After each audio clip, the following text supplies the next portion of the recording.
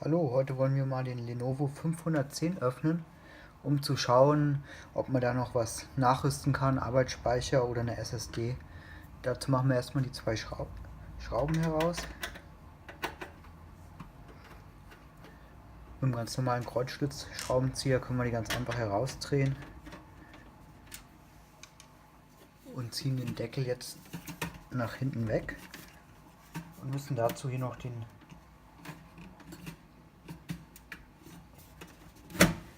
Riegel öffnen. So, ein bisschen wackeln.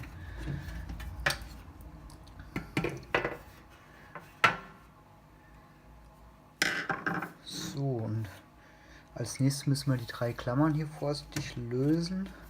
Einfach nach oben, ohne Gewalt. Ziehen wir das Ganze an und dann ist es auch schon ab. Als nächstes drücken wir hier diesen Hebel herunter und können dann das nach vorne klappen. Hier haben wir jetzt die normale Festplatte, die 3,5 Zoller.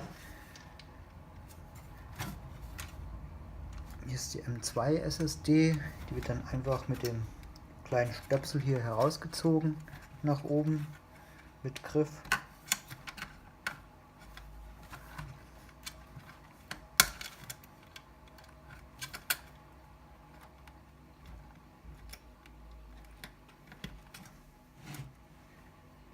Am Riegel hätten wir auch noch Luft, da könnten wir auch noch einen dazu bauen. Ja, beim Netzteil bräuchte man dann wieder einen Adapter, da hat Lenovo wieder einen eigenen Stecker sozusagen entwickelt. Und ansonsten hätten wir noch einen PCI Express Slot für die Grafikkarte.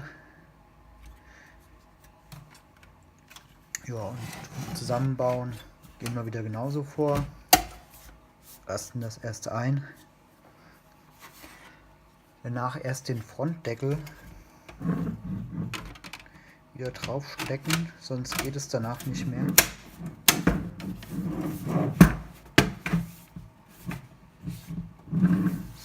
So.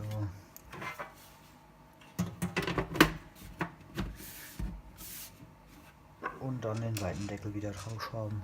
Und das war's dann auch schon.